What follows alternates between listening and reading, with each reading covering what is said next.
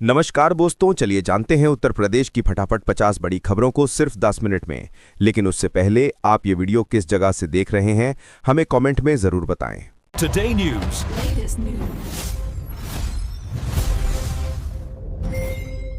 आज उत्तर प्रदेश में सुबह से ही विकास और प्रशासनिक गतिविधियों की हलचल स्पष्ट दिखी, क्योंकि राज्य सरकार ने पुलिस की त्वरित प्रतिक्रिया प्रणाली को और मजबूत करते हुए कई जिलों में नए आधुनिक पीआरवी वाहनों को तैनात कर दिया, जिससे आपात स्थिति में मदद मिलने का समय पहले से कम होने लगा है। राजधानी लखनऊ में नगर निगम ने सड़कों की मरम्मत और स्मार्ट सिग्नल सिस्टम को अपग्रेड करने का अभियान शुरू कर दिया है, ताकि बढ़ते ट्रैफिक को सरल बनाया जा सके और लोगों को रोज-रोज की जाम की समस्या से राहत मिले। किसान परिवारों के लिए आज का दिन उम्मीदों से भरा रहा, क्योंकि सरकार ने धान खरीद के डिजिटल भुगतान में तेजी लाते हुए हजारों किसानों के खातों में सीधा पैसा भेजना शुरू किया, जिससे मंडियों में मौजूद किसानों का भरोसा और मजबूत हुआ है।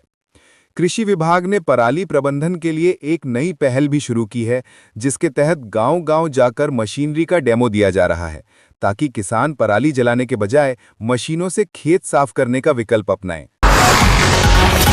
ग्रामीण स्वास्थ्य को लेकर सरकार ने आज कई जिलों में मोबाइल हेल्थ यूनिट्स को बढ़ाकर नई टीमों की तैनाती कर दी है, जो मुफ्त जांच और बेसिक उपचार गांवों तक पहुंचा रही हैं, और इससे दूर पहाड़ी या नदी किनारे बसे गांवों में भी लोगों को घर द्वार इलाज मिलने लगा है। आयुष्मान कार्ड कैंपों में भी भारी भीड़ रही और कई बुजुर्गों को आज मौके पर ही स्वास्थ्य पैकेज एक्टिवेट किए गए। शिक्षा विभाग की ओर से भी बच्चों के लिए बड़ी राहत आई, क्योंकि आज कई प्राथमिक व माध्यमिक स्कूलों में नई यूनिफॉर्म, किताबें और स्कूल बैग की मुफ्त वितरण प्रक्रिया शुरू हुई, जिससे गरीब परिवारों पर पढ़ाई का बोझ कम हुआ है। साथ ही स्कूलों में हाजिरी बढ़ाने के लिए न्यूट्रिशन प्रोग्राम को भी सुदृढ़ किया जा रहा है। युवा वर्ग के लिए आज का दिन काफी अहम रहा, क्योंकि स्किल डेवलपमेंट मिशन ने IT, drone operation, digital marketing और इलेक्ट्रीशियन ट्रेनिंग के नए बैच शुरू किए हैं, जिनमें युवाओं को बिना फीस के आधुनिक कोर्सों में ट्रेनिंग मिल रही है, और इन कोर्सों को कंपनियों से सीधे जोड़ने की योजना भी तैयार की गई है। महिला सुरक्षा पर भी बड़ा कदम उठाया गया है, क्योंकि यूपी पुलिस ने महिला सहायता कक्ष को हर थाने में सक्रिय करने का निर्देश जारी किया है, और हेल्पलाइन 1090 की मॉनिटरिंग को भी मजबूत किया गया है, ताकि महिलाओं को तुरंत मदद मिले। वहीं महिला कल्याण विभाग ने कन्या सुमंगला योजना की नई किस्तें जारी कर दी, जिससे हजारों परिवारों को राहत मिली। आयुष्मान प्रधानमंत्री आवास योजना के तहत ग्रामीण क्षेत्रों में नए घरों की पहली किस्तें आज कई जिलों में जारी हुईं, और शासन ने निर्देश दिया है कि गांवों की अगली लाभार्थी सूची पारदर्शी तरीके से ग्राम सभाओं में ही घोषित की जाए। इसी बीच पशुपालन विभाग ने भी सर्दी शुरू होने से पहले जानवरों के मुफ्त टीकाकरण अभियान को और तेज कर दिया है, जिससे पशु स्वास्थ्य मजबूत होगा और किसानों की आय पर सकारात्मक असर पड़ेगा। आज पूरे प्रदेश में गंगा उत्सव का आयोजन भी खास रहा, जिसमें छात्र, शिक्षक और स्थानीय संगठन घाटों की सफाई, पौधारोपण और सांस्कृतिक कार्यक्रमों में शामिल हुए, और बड़े पैमाने पर गंगा संरक्षण का संदेश दिया गया। दूसरी ओर स्वच्छ भारत मिशन के अंतर्गत गांवों में कचरा निस्तारण इकाइयों को अपग्रेड करने की प्रक्रिया शुरू हो गई है। समाज कल्याण विभाग ने दिव्यांगजन को मुफ्त ट्राइसाइकिल, व्हीलचेयर और उपकरण देने के लिए नए कैंप की घोषणा कर दी है, जो अगले सप्ताह से 15 जिलों में आयोजित किए जाएंगे। वहीं शहरी विकास विभाग ने इलेक्ट्रिक बसों के लिए नए चार्जिंग स्टेशन लगाने की प्रक्रिया तेज कर दी है, जिससे आने वाले महीनों में सार्वजनिक परिवहन और इको फ्रेंडली हो सकेगा। कुल मिलाकर आज का दिन उत्तर प्रदेश में विकास, शिक्षा, स्वास्थ्य, रोजगार और ग्रामीण उत्थान से जुड़ी कई सकारात्मक घोषणाओं और गतिविधियों से भरा रहा, और इन बदलावों का असर अगले कुछ हफ्तों में जमीन पर दिखाई देने लगेगा। तो उत्तर प्रदेश में आज औद्योगिक विकास की गति फिर से तेज होती दिखाई दी, क्योंकि सरकार ने छोटे उद्यमियों और स्टार्टअप्स को प्रोत्साहन देने के लिए नई औद्योगिक सहायता नीति की रूपरेखा जारी कर दी है, जिसमें युवाओं को बिना ब्याज के ऋण, व्यावसायिक ट्रेनिंग और मार्केटिंग सपोर्ट का बड़ा प्रावधान शामिल है। इस घोषणा के साथ ही अलग अलग जिलों में स्टार्टअप इंक्यूबेशन सेंटर सक्रिय किए जा रहे हैं, ताकि नए बिजनेस आइडिया रखने वाले युवाओं को एक ही स्थान पर सभी सुविधाएं मिल सकें।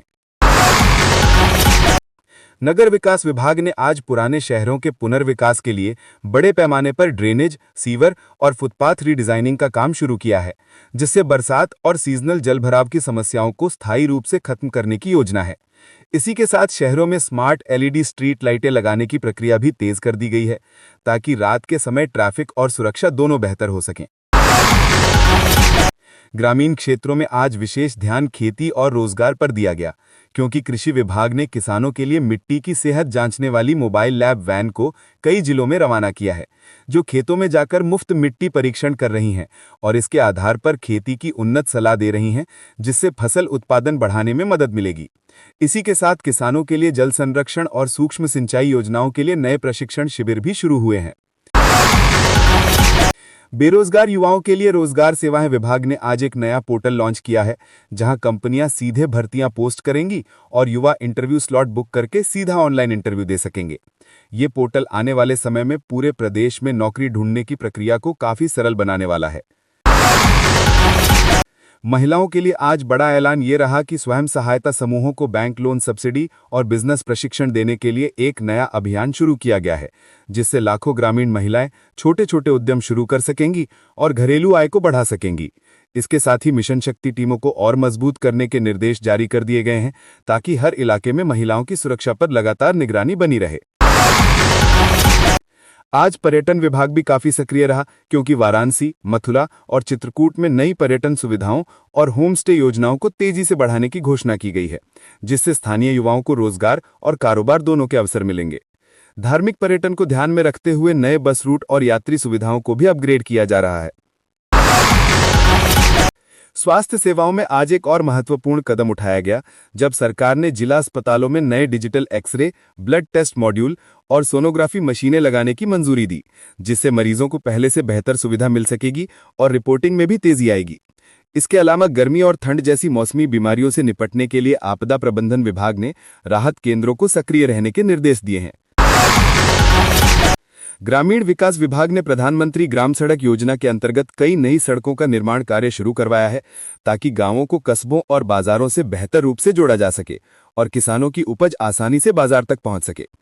जल जीवन मिशन की टीमों ने भी कई गांवों में घर घर जल कनेक्शन की पाइपलाइन डालने का कार्य गति से किया है। शिक्षा के क्षेत्र में आज एक और पहल की गई, जिसमें सरकारी स्कूलों में स्मार्ट क्लास और ई लर्निंग सिस्टम को अपडेट किया जा रहा है, ताकि बच्चों को आधुनिक तकनीक के साथ पढ़ाया जा सके। साथ ही छात्रों के लिए साइंस और कंप्यूटर प्रयोगशालाओं को अपग्रेड करने के निर्देश दिए गए हैं। कुल मिलाकर आज उत्तर प्रदेश में विकास, शिक्षा, स्वास्थ्य, रोजगार, पर्यटन और सुरक्षा से जुड़ी कई बड़ी गतिविधियां सामने आईं और ये साफ दिखा कि सरकार आने वाले महीनों में ग्रामीण और शहरी दोनों क्षेत्रों में बड़े बदलाव लागू करने पर तेजी से काम कर रही है। तो दोस्तों, अब इस वीडियो के बारे में आप लोगों की क्या राय है, हमें कमेंट बॉक्स में कमेंट करके जरूर बताना। और हाँ, हमारी इस वीडियो को आप देश के किस राज्य और किस जिले से देख रहे हैं, ये हमें जरूर बताना, क्योंकि जब हम आप लोगों के कमेंट्स पढ़ते हैं तो हमें बहुत अच्छा लगता है। इसलिए कमेंट जरूर करें और अभी तक चैनल को सब्सक्राइब नहीं किया तो चैनल को